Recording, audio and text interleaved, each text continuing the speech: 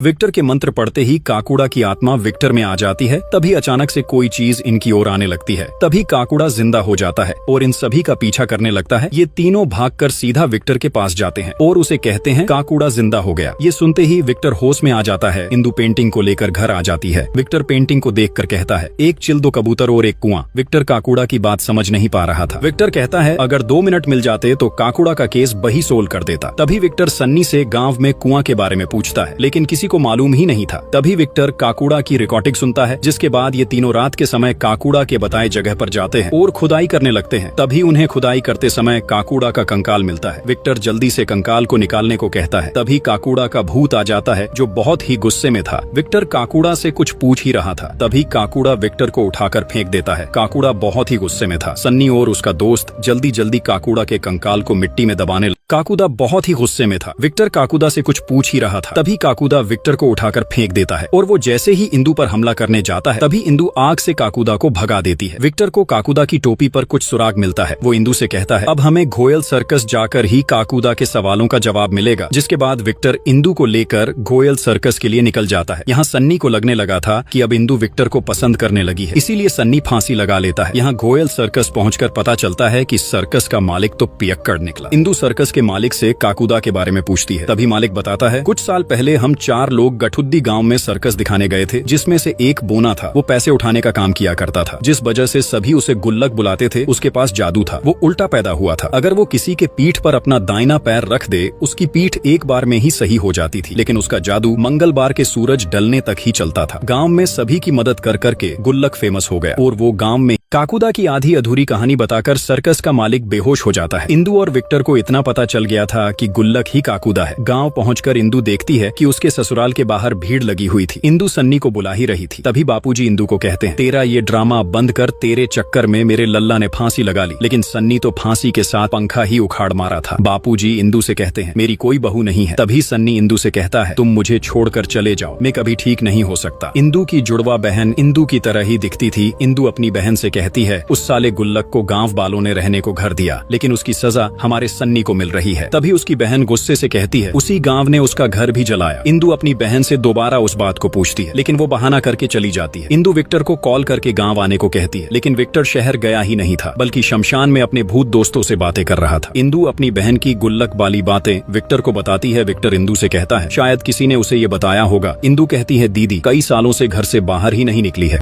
Victor Indu से कहता है, शायद किसी ने उसे ये बात बताया होगा। इंदु कहती है, दीदी कई सालों से घर से बाहर ही नहीं निकली है। दीदी को रात में चलने की बीमारी है, जिस वजह से हम उसे घर में बंद करके रखते हैं। विक्टर सच्चाई का पता लगाने के लिए इंदु से रात के समय गोमती के घर का दरवाजा खोलकर रखने को कहता है। रात के समय विक्टर सिटी बजाकर इंदु को बाहर बुलाता है, लेकिन इंदु की मम्मी उसके पास ही सोई थी। इंदु के न आने पर विक्टर उसके घर में आ जाता है। तभी वो घर में अजीब सा आवाज आते देख दरवाजे को खोल देता है। गोमती नींद में चल रही थी। विक्टर को लग रहा था वो इंदु है। वो कहीं जाने लगती है। तभी पीछे से इंदु कहती है, ये मेरी बहन गोमती है। इंदु और विक्टर गोमती का पीछा करते करते उसी काकुड़ा वाली जगह पर जा पहुंचते हैं। तभी वहां सन्नी और उसका दोस्त भी आ जाता है और सभी मिलकर देखते हैं कि गोमती काकुड़ा के पुतले से बात कर रही थी। विक्टर जल्दी से भूतों से बातें करने वाली मशीन लगा लेता है। तभी हल्का सा चंद निकलने पर गोमती बेहोश हो जाती है और काकुड़ा का पुतला जिंदा हो जाता है।